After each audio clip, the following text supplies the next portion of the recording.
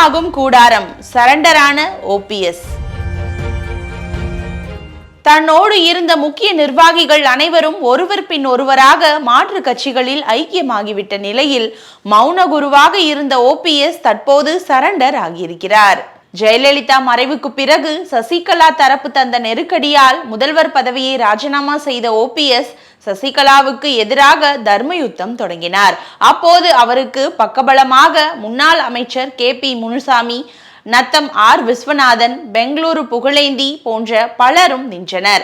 இந்த நிலையில் ஊழல் வழக்கில் சிறை செல்லும் முன்பாக பழனிசாமியை முதல்வராக்கிவிட்டு சென்றார் சசிகலா.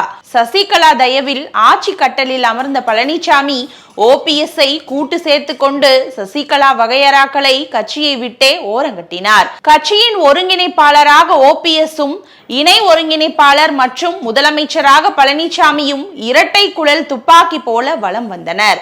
இந்த நிலையில் கடந்த 2001 சட்டப்பேரவை தேர்தலுக்கு பிறகு கட்சிக்குள் ஒற்றை தலைமை விவகாரம் பூதாகரமாக வெடித்ததால் ஓபிஎஸ்ஐயும் அவரது விசுவாசிகளையும் கட்சியை விட்டு நீக்கினார் எடப்பாடி பழனிசாமி. இதையடுத்து பழனிசாமிக்கு எதிராக இரண்டாம் தர்ம யுத்தத்தை தொடங்கினார் ஓபிஎஸ்.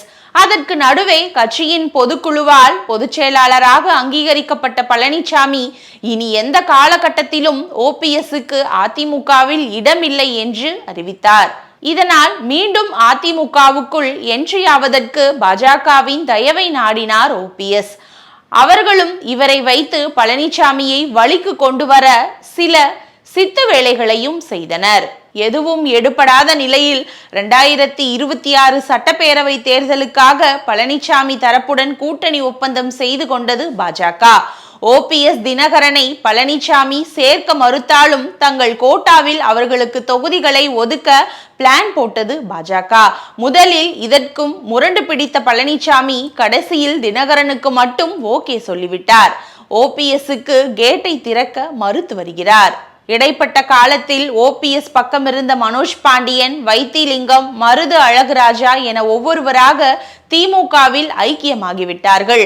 கடைசியாக அவரால் ராஜ்யசபாவுக்கு அனுப்பி வைக்கப்பட்ட தர்மரும் அதிமுகவில் இணைந்து விட்டார். இத்தனை நடந்த பிறகும் இன்னும் பன்னீர்செல்வத்தை நம்பிக்கொண்டிருக்கும் வெல்லமண்டி நடராஜன் போன்ற ஒரு சில நிர்வாகிகளும் கூட விரக்தியின் விளிம்பில் நிற்கிறார்கள். இந்த நிலையில் பன்னீர்செல்வம் தேனி மாவட்ட நிர்வாகிகளுடன் ஆலோசனை நடத்தினார். பின்னர் செய்தியாளர்களிடம் பேசிய அவர் எந்த ஒரு முடிவும் ஏற்படாமல் வதந்தியை தொலைக்காட்சி மற்றும் யூடியூப் சேனல்கள் செய்தியாக வெளியிடுவது ஜனநாயகத்துக்கு ஆபத்தானது. எங்கள் பக்கம் தொண்டர்கள் இருப்பார்களா என்பதை அறியவே ராமநாதபுரத்தில் நான் சுயேட்சை வேட்பாளராக போட்டியிட்டேன். 12 நாட்கள் தான் எனது தேர்தல் பிரச்சாரம் இருந்தது. தமிழகத்தின் பல்வேறு பகுதிகளிலிருந்து 6 பன்னீர்செல்வத்தை நிறுத்தினார்கள். அந்த சூழ்ச்சிகளை முறியடித்து அதிமுகவை மீட்பதற்காக சட்ட போராட்டம் நடத்தி மீட்பதுதான் எங்கள் நோக்கம். தேர்தலில் தனிக்கட்சி தொடங்குவது அல்லது தேர்தலில் போட்டியிடுவது குறித்து இன்னமும் நாங்கள் முடிவு எடுக்கவில்லை. கட்சியை மீட்பதற்காகவே தொடர்ந்து சட்ட போராட்டம் நடத்தி வருகிறேன். தேவையில்லாத குழப்பங்களை மக்கள் மத்தியில் ஏற்படுத்த வேண்டாம். எம்ஜிஆர், ஜெயலலிதா என இருவரை முதல்வராக ஆக்கியது இந்த தேனி மாவட்டம். கழகத்தை மீட்பதற்காகவே நாங்கள் போராடி கொண்டிருக்கிறோம். அதிமுக ஒருங்கிணைய வேண்டும் என்பதே நோக்கம் என்று தெரிவித்தார். என்டிஏ கூட்டணிக்கு நீங்கள் வருவதற்கு டிடிவி தினகரன் ஆசைப்படுவதாக கூறியுள்ளாரே என்ற கேள்விக்கு நட்பின் அடிப்படையில் அவர் கூறியுள்ளார். டிடிவி தினகரன் மற்றும் எனது அருமை அண்ணன் எடப்பாடி பழனிசாமி அதிமுக வெற்றி பெற வேண்டும் என கூறுகிறார்கள். அதைத்தான் நானும் கூறுகிறேன். டிடிவி தினகரன் நினைத்தால் நாங்கள் இணைய வழிவகை செய்ய வேண்டும். இரண்டாவது தர்ம யுத்தம் மனோஜ் பாண்டியன் மற்றும் வைத்திலிங்கம் ஆகியோரால் தான் ஏற்பட்டது. தேர்தலில் போட்டியிடுவதற்காக இந்த இயக்கம் துவங்கவில்லை. கட்சியை மீட்பதற்காகவே துவங்கப்பட்டது. அதிமுகவில் இணைய நாங்கள் தயார். டிடிவி தினகரனும் எடப்பாடி பழனிசாமியும் தயாரா என தனது சரண்டர் கேள்வியுடன் முடித்தார் பன்னீர்செல்வம். ஆனால் அதிமுக பொதுச் செயலாளர் எடப்பாடி பழனிசாமியோ கதவடைத்ததுதான் என்கிற ரீதியில் ரியாக்ட் செய்துள்ளார். ஓபிஎஸ் விருப்பம் குறித்த கேள்விக்கு பதிலளித்த எடப்பாடி பழனிசாமி, நான் பலமுறை சொல்லிவிட்டேன். அதிமுக பொதுக்குழுவில் ஏகமனதாக எடுக்கப்பட்ட முடிவின்படி பன்னீர்செல்வத்தை கட்சியில் சேர்க்க எந்தவித வாய்ப்பும் இல்லை.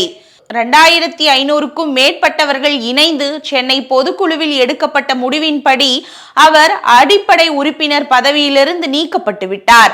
அவர்கள் கட்சிக்கு இழைத்த துரோகம் காரணமாகவே பொதுக்குழு உறுப்பினர்கள் எடுத்த முடிவு இது. பொதுச் செயலாளராக நான் எதையும் முடிவு செய்யவில்லை என்று கூறியிருப்பது கவனிக்கத்தக்கது.